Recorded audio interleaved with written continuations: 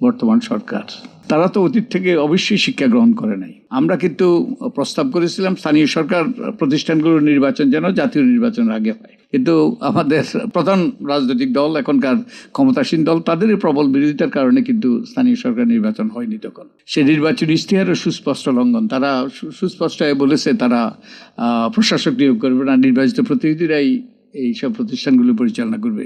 তো এই যে প্রশাসক নিয়োগ করা, এটা সুস্পষ্টভাবে সংবিধানের লঙ্ঘন, 59 অনুচ্ছেদের লঙ্ঘন। আমরা কেউ নিরাপদ থাকবো না তারা যদি এই পথে হাঁটতে থাকে।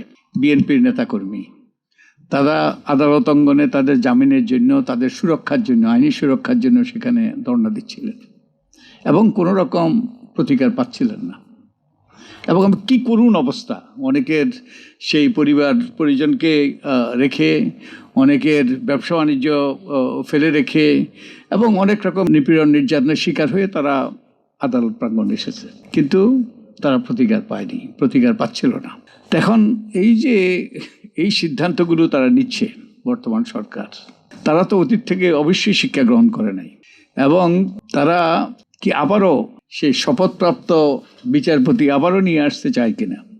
শপথপ্রাপ্ত বিচারপতি এখনো আছে, আমাদের আদালত অঙ্গনে আছে, তাদেরকে অব্যাহত রাখতে চায় কিনা এবং তারা আবারও শপথপ্রাপ্ত বিচারপতি নিয়োগ করতে চায় কিনা, এটা সকলের জন্য অশনি সংকেত।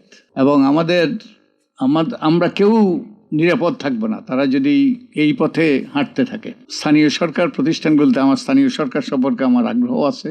এবার তারা কয়েকটা অধ্যাদেশ অনুমোদন করেছে যেগুলোর অপব্যবহার হতে পারে এবং অপব্যবহারের মাধ্যমে তারা যে কাজটা করেছে ক্ষমতায় আসার পরে, তারা সিটি কর্পোরেশনগুলোতে যে প্রশাসক বসিয়েছে এবং জেলা পরিষদে যে প্রশাসকগুলো বসিয়েছে, এগুলোকে আইনসিদ্ধ করার জন্য এই গত অন্তর্বর্তীকালীন সরকারের আমলে আমার যতটুকু মনে পড়ে 4টা অধ্যাদেশ জারি হয়েছিল, যার মাধ্যমে তারা এই সকল প্রতিষ্ঠানে স্থানীয় যে প্রশাসক নিয়োগ করতে পারে নির্বাচনের আগ পর্যন্ত। এবং গত সরকার কিন্তু নির্বাচন করারও আগ্রহ দেখিয়েছিল।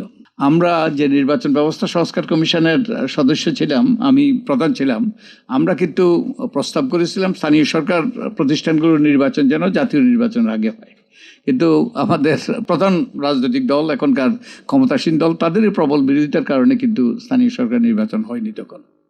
এবং তারা তখন আমাদেরকে আশ্বাস দিয়েছিলেন যে নির্বাচনের পর, জাতীয় নির্বাচনের পর স্থানীয় সরকার নির্বাচন হবে, কিন্তু আমরা দেখলাম তার উল্টো। এবং এতগুলো প্রতিষ্ঠানে তাদের প্রশাসক বসানোর, এটা তাদের যে 31 দফার আমার যতটুকু মনে পড়ে 8 কি 9 দফা এবং একই সাথে 21 দফার সুস্পষ্ট লঙ্ঘন। এবং শুধু তাই নয়, তাদের সে নির্বাচনী ইশতেহারও সুস্পষ্ট লঙ্ঘন। তারা সুস্পষ্ট বলেছে তারা প্রশাসক নিয়োগ করবে না, নির্বাচিত প্রতিনিধিরাই এইসব প্রতিষ্ঠানগুলো পরিচালনা করবে। শুধু তাই নয়, এটা সংবিধানের সুস্পষ্ট লঙ্ঘন, যে আমাদের সংবিধানের 59 অনুচ্ছেদে আছে, আইন অনুযায়ী নির্বাচিত প্রতিনিধিদের সমন্বয়ে গঠিত প্রতিষ্ঠানের উপর প্রজাতন্ত্রের প্রত্যেক প্রশাসনিক একাংশের স্থানীয় শাসনের ভার দেওয়া হইবে। অর্থাৎ জেলাতে জেলা নির্বাচিত জেলা পরিষদ, উপজেলাতে নির্বাচিত উপজেলা পরিষদ, সিটি কর্পোরেশন নির্বাচিত সিটি কর্পোরেশন, তারা শাসন কার্য পরিচালনা করবে। তো এই যে প্রশাসক নিয়োগ করা, এটা সুস্পষ্টভাবে সংবিধানের লঙ্ঘন, 59 অনুচ্ছেদের লঙ্ঘন।